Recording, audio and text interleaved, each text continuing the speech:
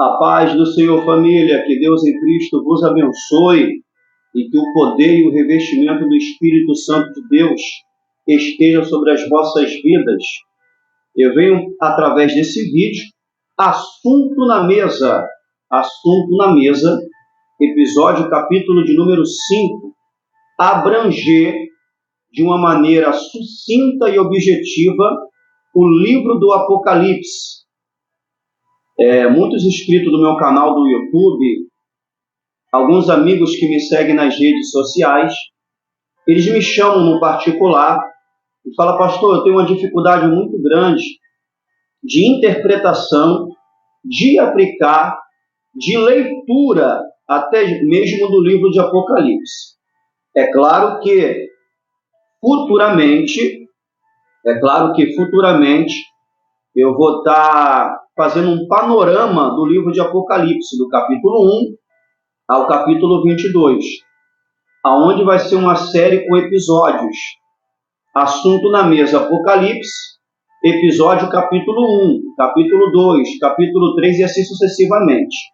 Aqui, nesse vídeo rápido, a pedido de alguns colegas ministeriais, eu quero apresentar a visão pré-tribulacionista, a visão da igreja pentecostal, a visão, ou melhor, uma das visões interpretativas da Assembleia de Deus, porque até mesmo, família, na nossa Assembleia de Deus, na nossa teologia, existem algumas divergências acerca de interpretação. Então, eu vou estar apresentando aquela que eu acho mais coerente, aquela que eu ensino, aquela que eu estudo, ok?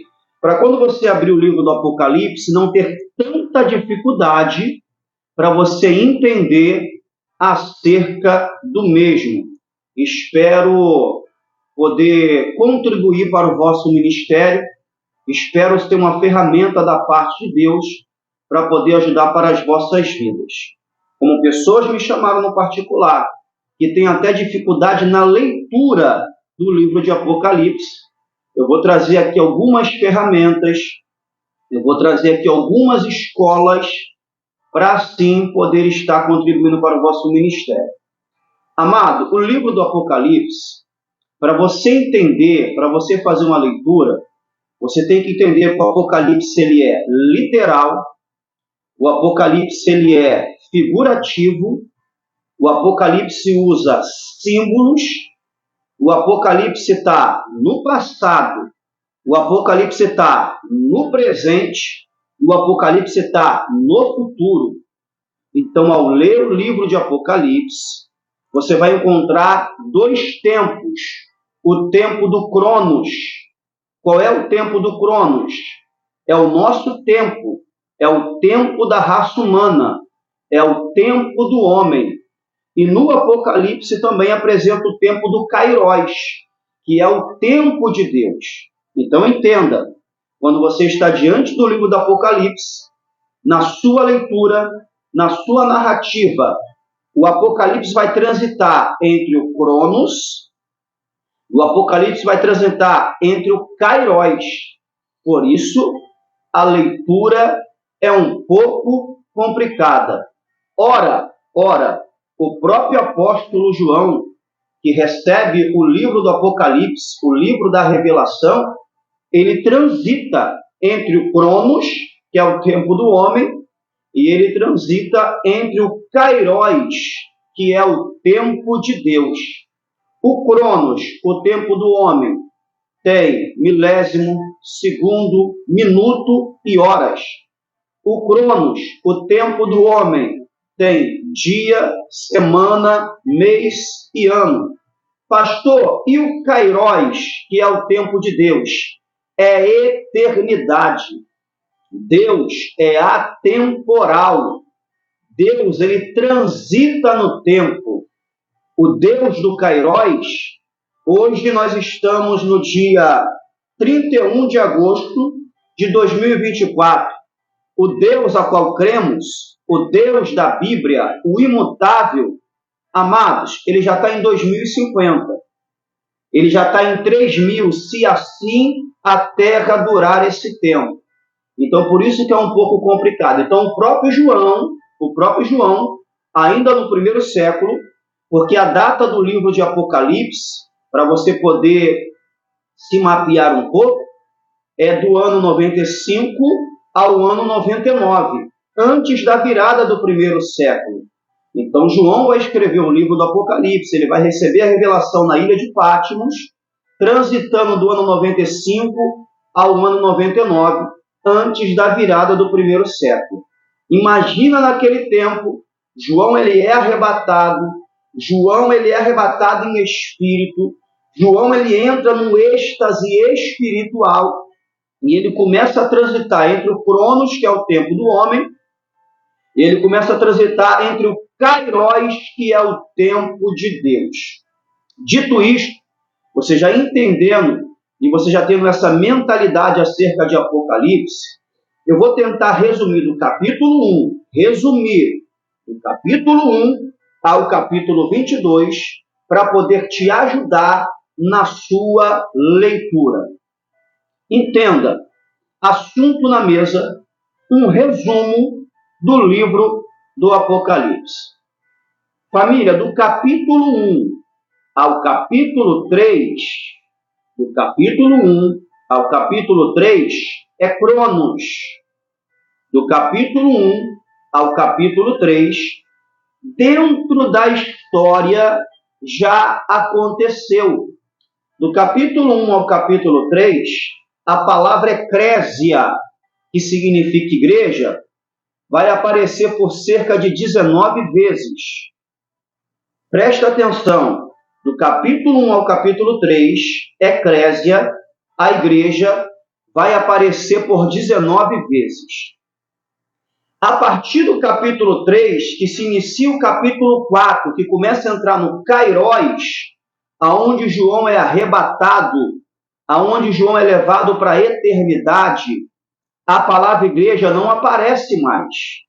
Então, do capítulo 1 ao capítulo 3, aonde aparece João escrevendo as 7 igrejas da Ásia, a palavra eclésia, a palavra igreja, vai aparecer por cerca de 19 vezes. Aquele que tem ouvidos, ouça o que o Espírito diz às igrejas. Então, do capítulo 1 ao capítulo 3, é Cronos. Essas 7 igrejas da Ásia, elas existiram. Essas cartas foram destinadas a essas igrejas. É claro que existe também a interpretação, por isso que eu falei que são ferramentas, a interpretação interpretativa da profecia de dupla referência. Assim como João escreveu dentro da história, antes do primeiro século, para as 7 igrejas da Ásia, dentro da profecia dupla, ou da dupla profecia, também serve para os dias atuais, ok? Também vai servir para as igrejas atuais.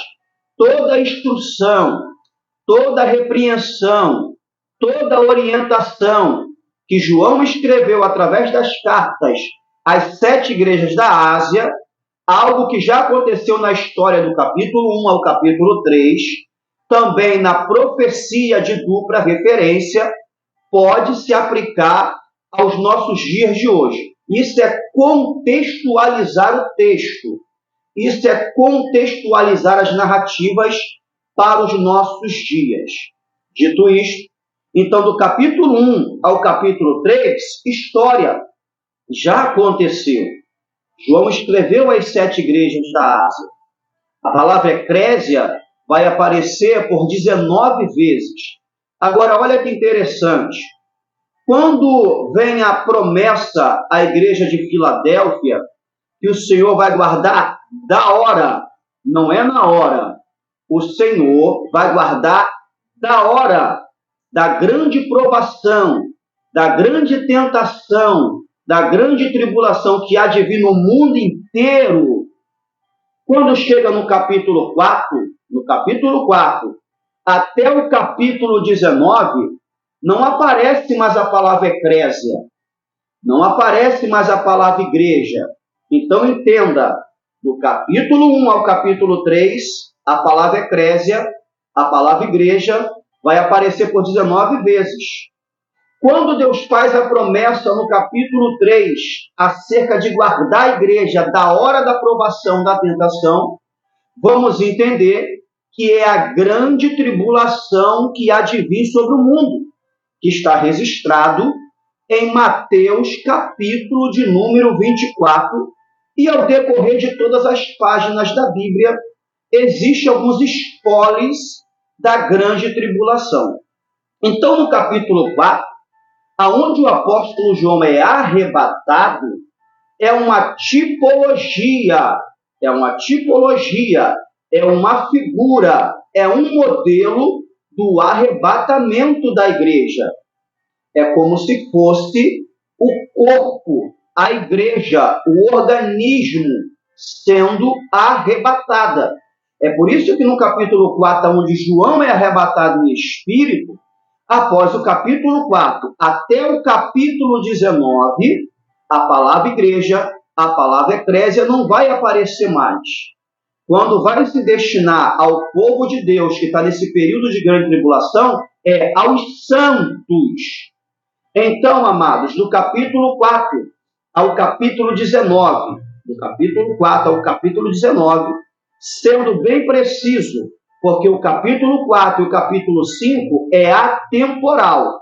No capítulo 4 e no capítulo 5, agora João saiu do Cronos, que é o capítulo 1, capítulo 2 e capítulo 3, e no capítulo 4 e capítulo 5, João vai entrar no Kairos, que é onde ele é arrebatado, ele vai na sala do trono, ele vai ver o livro, etc. e etc.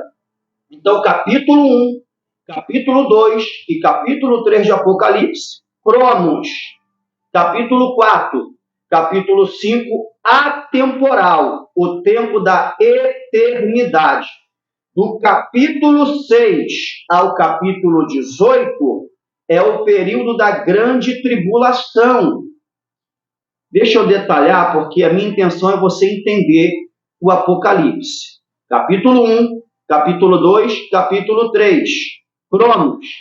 João escreve as 7 igrejas da Ásia. Capítulo 4, capítulo 5, atemporal. Entende-se o período do arrebatamento da igreja.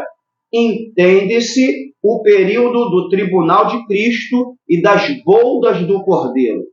Quando chega no capítulo 6, o primeiro selo é aberto e vem um cavaleiro num cavalo branco. Ora, Cristo abre o selo e começa-se o período da grande tribulação.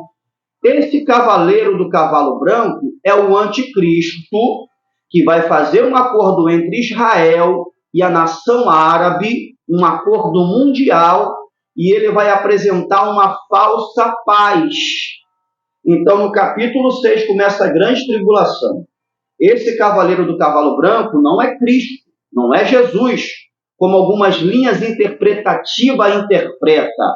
É o anticristo, porque ele sai para vencer. Jesus não sai para vencer, Jesus já sai vencedor.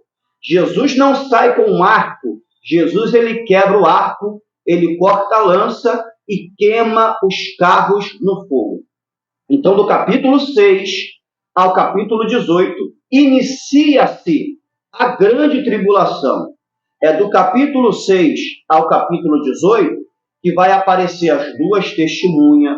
É no capítulo 6 ao capítulo 18 que vai aparecer as 7 taças, as 7 trombetas, as 7 pragas, os 7 selos, melhor dizendo, 7 taças, 7 trombetas e 7 selos. A série de 7 é do capítulo 6 ao capítulo 18. É do capítulo 6 de Apocalipse ao capítulo 18, no período da grande tribulação, que as 2 testemunhas vão ser mortas, o Espírito do Senhor vai ressuscitar essas 2 testemunhas. É do capítulo 6 ao capítulo 18 que a grande prostituta cai, que é a Babilônia, que é a falsa religião, é onde aparece o falso profeta, que é a religião terrena, é onde aparece o anticristo, que vai ser um governo espiritual maligno.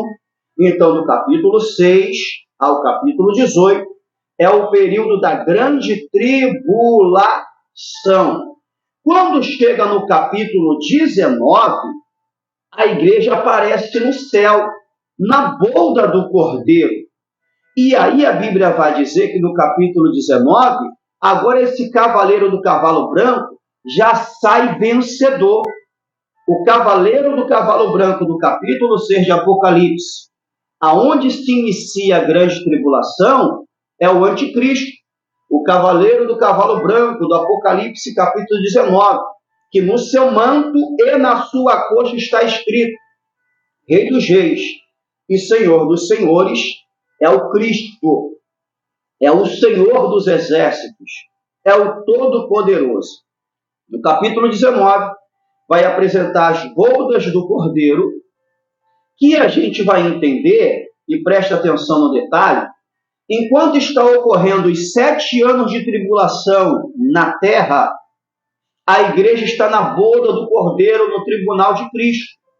Ah, pastor, significa que quando a gente for arrebatado, a gente vai ter ideia de 7 anos? Não, porque a gente entra no Kairos. E na eternidade não existe tempo, não existe hora. Mas a gente está na boda do Cordeiro, e aqui na terra, do capítulo 6 ao capítulo 18, está acontecendo os 7 anos da grande tribulação, que são 3 anos e meio de falsa paz e 3 anos e meio da grande tribulação, onde o anticristo, que vai ser o governo da época, vai romper o contrato da paz, vai quebrar a aliança e realmente vai mostrar quem ele é. E vai começar uma grande perseguição na terra. Então, quando chega no capítulo 19, que Cristo está vindo da boda do Cordeiro, que Cristo está vindo no cavalo branco, agora ele vem no capítulo 19 para poder dar livramento para Israel. Porque após os 3 anos e meio de paz e entrar os 3 anos e meio de grande tribulação, o anticristo vai juntar todas as nações para poder pelejar contra a nação de Israel. Lembrando que isso é do capítulo 6 ao capítulo 18. Eu estou te dando uma ajuda. No capítulo 19, agora Cristo já vem com a igreja arrebatada, com a igreja ataviada. No capítulo 19, Cristo não está vindo para arrebatar a igreja, porque a igreja foi arrebatada no capítulo 4. Ok? Cristo já está vindo com a igreja arrebatada, transformada, com o corpo incorruptível, com suas coroas, da sua veste de linho. Então, no capítulo 19 de Apocalipse, Cristo já vem com a igreja arrebatada para poder dar livramento para Israel. Vai ser aonde Jesus vai destruir o anticristo, aonde Jesus vai destruir o falso profeta, e vai ter livramento para quem foi fiel no período da grande tribulação. Surge a pergunta do leitor: pastor, após o arrebatamento existe salvação? Após o arrebatamento, o espírito vai ou o espírito fica? Amado, quando você lê a carta do apóstolo Paulo aos Filipenses, a carta do apóstolo Paulo aos Tessalonicenses, vamos entender que o anticristo ainda não se apresentou, que o anticristo ainda não se revelou, porque aquele que o detém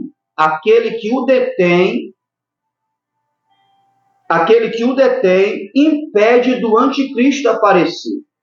Aquele que o detém, as pessoas alguns teólogos vão entender como igreja, alguns teólogos vão entender como diversas coisas, mas dentro da minha visão, é o Espírito Santo do Senhor. Agora entenda, quando a igreja for arrebatada, o Espírito Santo que arrebata a igreja.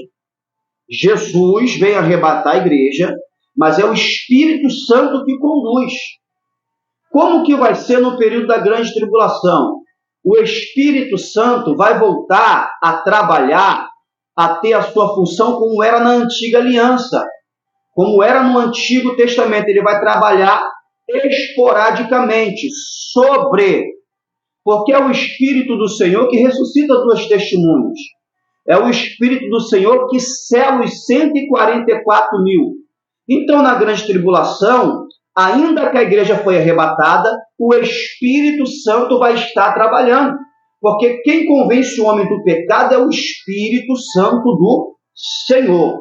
Ok? Eu estou tentando dar uma ajuda. Então, Cristo vem com a igreja, no capítulo 19, para dar livramento para Israel. O anticristo e o falso profeta vai ser destruído. Após o capítulo 19, e esses acontecimentos, Deus dá livramento para Israel, como está escrito em Zacarias, mata o anticristo, destrói o falso profeta. As pessoas que estão na grande tribulação, que foram fiéis, vai ter salvação após o arrebatamento. As pessoas que foram fiéis durante a grande tribulação, ainda que seja difícil, vai ter pessoas salvas. São essas pessoas salvas que não se dobraram ao governo do anticristo e não se venderam a uma falsa religião do falso profeta, que vão adentrar no capítulo 20, que é o milênio.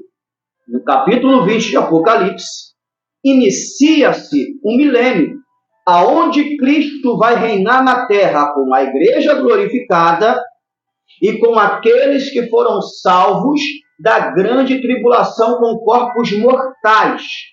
Então, dentro do milênio, vai ter pessoas que foram salvas com corpos mortais, ainda não foram transformadas, e vai ter pessoas com corpo glorificado, que é a igreja que foi arrebatada.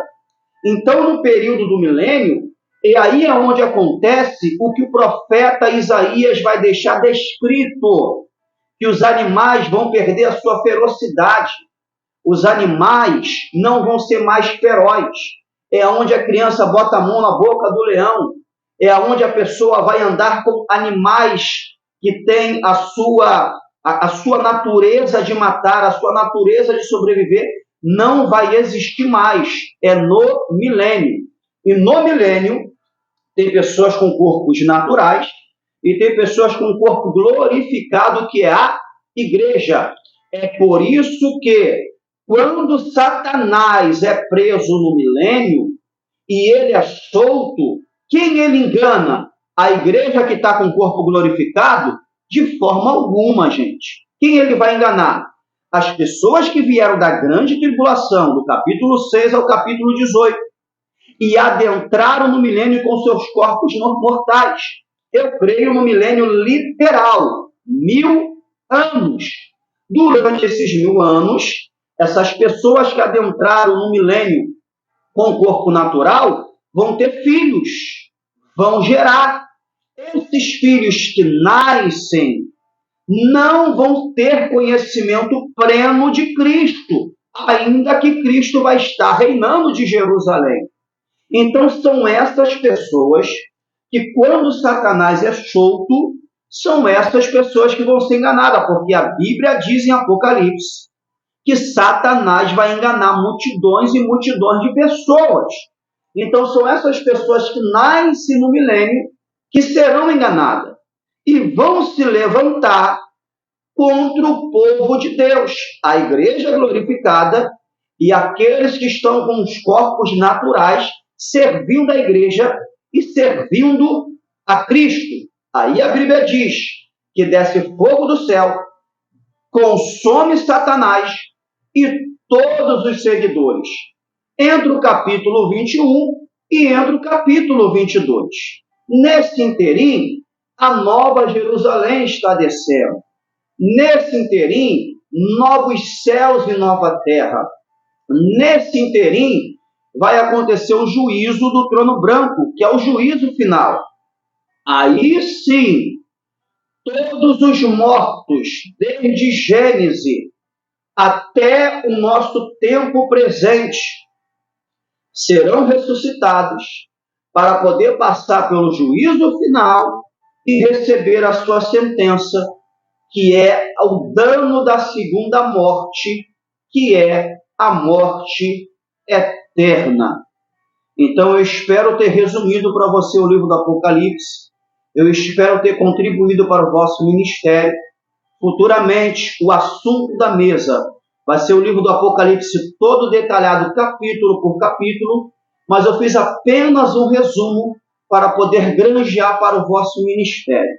Então, que ao você ler a Bíblia, ao você ler o livro de Apocalipse, você possa ter um horizonte, você possa ter um entendimento e não ficar tão perdido na leitura, entendendo que você vai ler coisas literais, figurativas, simbólicas. Nem tudo no Apocalipse tem como você colocar no literal.